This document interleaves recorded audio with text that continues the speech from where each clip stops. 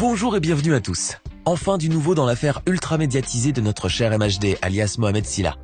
Ainsi, et après avoir longtemps croupi derrière les barreaux de la très célèbre prison parisienne de la Santé, le voici enfin libre comme l'air. Ou presque. MHD sera en fait placé sous contrôle judiciaire le temps que son affaire, qui semble bien s'éterniser depuis un bon moment déjà, puisse être résolue, et que sa culpabilité, ou bien évidemment son innocence, soit prononcée. Son inespérable libération est donc un rebondissement de taille dans cette sordide affaire de meurtre, qui a défrayé la chronique en France ces derniers mois, avec comme toile de fond la violence des gangs parisiens et une musique haute en couleur appelée l'afro-trap. Mais alors, est-ce que MHD, qui risque tout de même plus de 30 ans de prison si sa culpabilité est avérée, peut vraiment jouir d'une liberté conditionnelle ? Et ne risque-t-il pas d'être incarcéré de nouveau si jamais l'enquête judiciaire en cours découvrait de nouveaux éléments dans l'affaire ? Alors installez-vous bien confortablement, car c'est à ces questions et à plein d'autres aussi que nous allons tenter de répondre dans cette vidéo.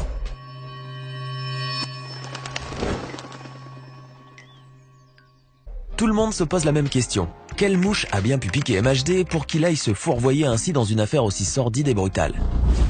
Comment un jeune musicien aussi talentueux et promu à un avenir radieux a bien pu finir derrière les barreaux avec une terrible sentence qui lui pend au cou, telle la lame d'une guillotine ? Eh bien pour le savoir, il faudrait appuyer sur le bouton retour en arrière, tout en prenant assez de recul pour bénéficier d'une large vue d'ensemble. Souvenez-vous-en, c'était pendant l'été 2018, l'un des étés les plus chauds que l'Hexagone ait connu de toute son histoire, selon les professionnels de la météo. Ce soir donc du 6 juillet, la température avait atteint un nouveau pic, et la canicule a poussé beaucoup de Parisiens à sortir goûter à l'air frais de la nuit. Le jeune Loïc Kamchwang en faisait partie, mais malheureusement pour lui, sa petite promenade vespérale allait être sa dernière. Car il allait croiser la route d'une horde assoiffée de sang, et dont les membres armés jusqu'aux dents allaient s'abattre sur lui tel un ouragan déchaîné. C'est le long de la rue Saint-Maur, dans le 10e arrondissement de Paris, qu'aura lieu cette malheureuse rencontre. Des pneus crissèrent, rompant le silence nocturne, et une Mercedes noire déboula à toute vitesse, percutant de plein fouet le jeune homme de 23 ans. À ce stade, tout le monde aurait pu penser à un simple accident de la route, comme on en voit de plus en plus à mesure que les gens ne respectent plus le code de la route. Mais la vérité était tout autre. Car à peine le véhicule immobilisé qu'une équipe tout entière de gros bras en déboula. Et sous l'œil apeuré de quelques rares badauds, se sont acharnés sur le corps déjà mal au point du jeune Loïc. Nous allons pourtant en rester là car nous ne voulons sous aucun prétexte heurter votre sensibilité. Mais le fait est que ce fut un véritable massacre qui eut pour triste résultat le décès de Loïc Kamchwang. Ce lynchage en règle a eu quelques rares témoins, mais surtout les images insoutenables de cette lâche attaque ont été enregistrées par au moins 2 caméras de surveillance. Les preuves matérielles étant aussi flagrantes, autant dire que c'était du gâteau pour les enquêteurs de retrouver les suspects du crime.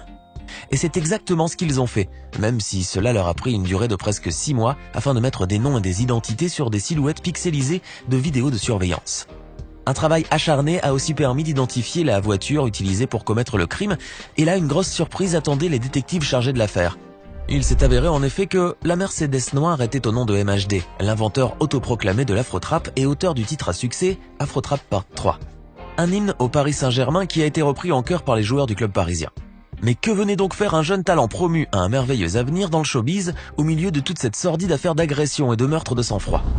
Très vite, le prince de l'afro-trap est appréhendé par les forces de l'ordre et se voit inculpé pour homicide volontaire, une charge qui pourrait le condamner à pas moins de 30 ans de réclusion criminelle. Le monde du jeune rappeur parisien s'est alors écroulé tel un château de cartes et après avoir côtoyé les somptueux salons des palais présidentiels, MHD s'est retrouvé à croupir dans une geôle miteuse de la prison de la Santé. Le jeune rappeur aura beau clamer haut et fort son innocence, mais les preuves étaient entre-temps devenues plus qu'accablantes. Et finalement, les enquêteurs avaient pu établir un lien entre lui et le crime commis sur le jeune Loïc. MHD aurait ainsi bel et bien participé à ce lynchage en règle et aurait même frappé Loïc plusieurs fois avant de prendre la poudre d'escampette. L'enquête a donc formellement identifié MHD comme l'un des auteurs présumés de l'attaque et pour cette raison, sa mise en examen a été prolongée de 6 mois alors qu'il avait déjà passé une longue année bien éprouvante derrière les murs humides de sa cellule. En effet, les conditions de détention ne sont plus ce qu'elles étaient à la prison de la Santé, qui autrefois était connue pour héberger une aile VIP pour assurer luxe et confort à ses riches et célèbres pensionnaires. Une aile qui a complètement disparu depuis la rénovation de l'établissement pénitentiaire et qui fut remplacée par un banal quartier des personnalités vulnérables appelé QPV, qui ne ressemble en rien à son somptueux prédécesseur. MHD a donc subi les affres de la détention pendant 12 longs mois avant que la décision de la justice de prolonger sa mise en examen de 6 mois supplémentaires ne lui tombe sur la tête comme un véritable coup de massue.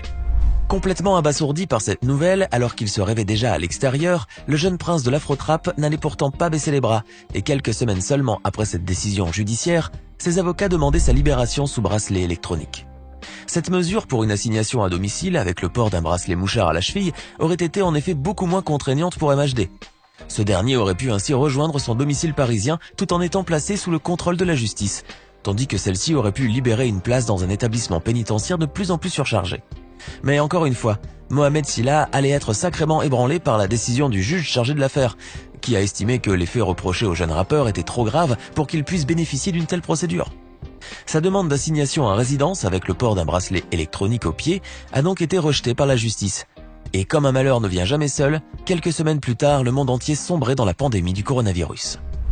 MHD se retrouvait ainsi toujours derrière les barreaux, mais cette fois avec une épée de Damoclès au-dessus de sa tête, étant donné que les endroits confinés, comme les prisons, sont de véritables pépinières à virus. Le prince de l'afro-trap courait ainsi le risque de se faire contaminer par le Covid-19, d'autant plus que de plus en plus de rumeurs se propageaient dans les médias, faisant état de nombreux cas présumés au sein de la population carcérale française.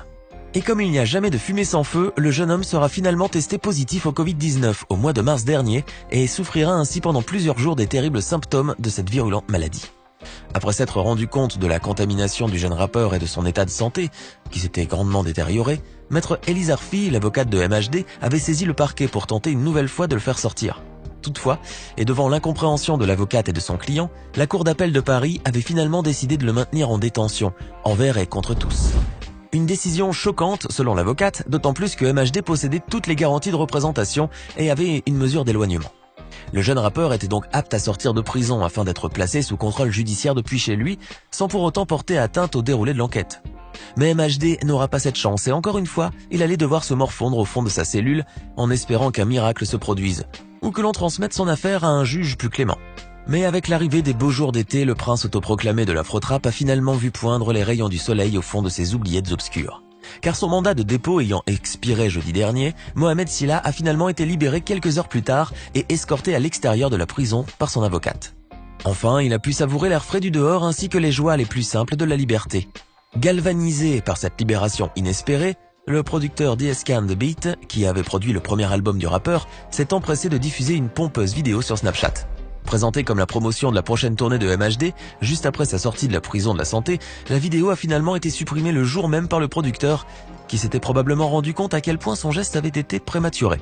En effet, si MHD est aujourd'hui libre, rien ne prouve qu'il le restera toujours puisque sa libération ne fait suite finalement qu'à une expiration de la validité de son mandat de dépôt. Le jeune artiste pourrait en effet retourner en détention très prochainement puisque la Cour d'appel de Paris doit examiner dans quelques jours l'appel formé par le parquet de Paris contre sa libération et son placement sous contrôle judiciaire. Le parquet avait en effet annoncé son intention de faire appel contre l'ordonnance du 7 juillet et souhaitait ainsi remettre au plus tôt MHD derrière les barreaux.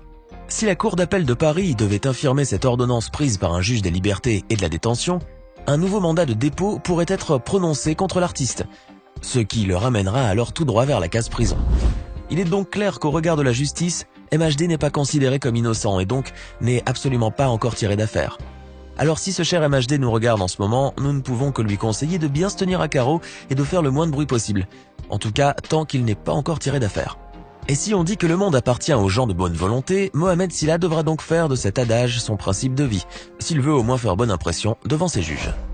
Alors que pensez-vous de l'inespérable libération de MHD ? Pensez-vous qu'elle durera assez longtemps pour le revoir monter sur scène et tourner définitivement la page de ce chapitre des malheurs ? Donnez-nous votre sentiment dans les commentaires.